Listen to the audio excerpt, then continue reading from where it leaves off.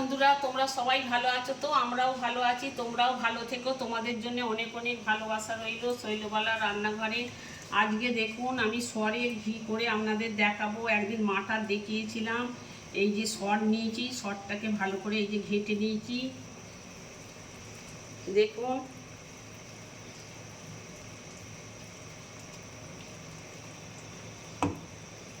এই যে সরের ঘি,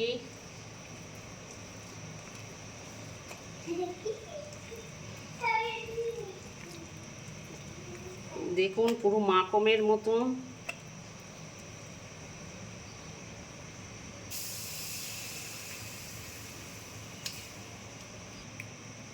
দেখুন এইটা সরের ঘি। সরটাকে ভালো করে আগাম ঘেটে নেবেন।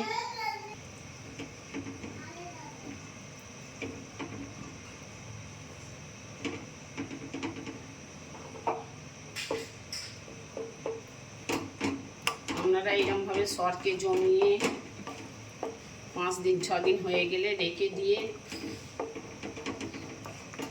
ভালো করে সরটাকে ঘেটে নেবেন। দেখছেন পুরো একদম মাখন যেমন সেই রকম। ঘিটা করতে আধ ঘন্টা সময় লাগবে।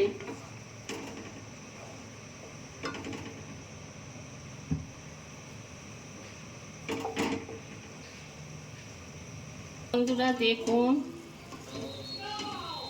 এখনো 20-25 মিনিট লাগবে।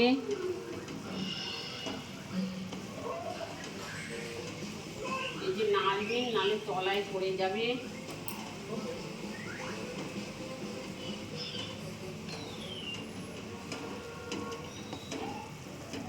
এই ঘিয়ের প্রচুর সেন্ট, মৌমাছি পর্যন্ত বাড়িতে ঢুকে যাবে, এত সরের ঘিয়ের সেন্ট।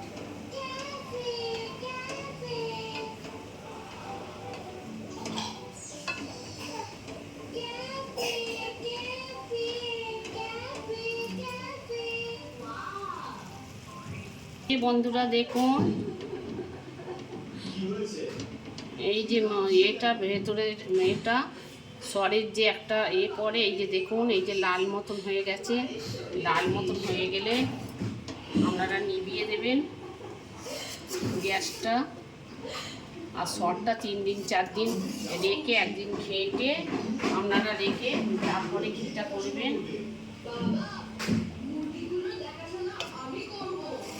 আপনারা এইরকমভাবে একদিন ঘি করে দেখুন। বাড়িতে তো দুধ থাকে, সরটা তুলে আমরা মাটাটা খুব কম করি, সরটারই ঘি করি। আমাদের ছানা হয়, ওই সর তুলে রাখি। তুলে রেখে বন্ধুরা এই যে এইরকম সর, এই যে সরটা, এটা একদিনের সর। আবার 3-4 দিন জমলে আবার করব। এইটা এখন গরম তো ঢালা যাবে না। কালকে একটা করেছি দেখুন, এই যে ঢেলেছি। এইটা কালকে 1 কেজি হয়েছে। আজকেরটা এখন গরম, আর এখন 10 মিনিট 15 মিনিট ঠান্ডা হবে। ঠান্ডা হলে ঢালবো। এই দেখুন ঘি করেছি। এই যে কালকে এইটা করেছি, আজ আবার এইটা চাপিয়েছি। আবার এইটা কাল বা পরশু দিনে এইটা করে নেবো। 1 বাটি হয়ে যাবে। এরকম করে একদিন ঘি করে দেখুন। আমার ভিডিওটা দেখতে থাকবেন, আমি কীরকমভাবে করলাম ঘিটা। আপনাদের ভালো লাগলে একটা লাইক সাবস্ক্রাইব করে চ্যানেলটা একটু বাড়িয়ে দেবেন। নমস্কার বন্ধুরা, দেখছেন এই যে এখন গরম তো ঢালা যাবে না। দেখুন কেমন হয়েছে নিচেটা।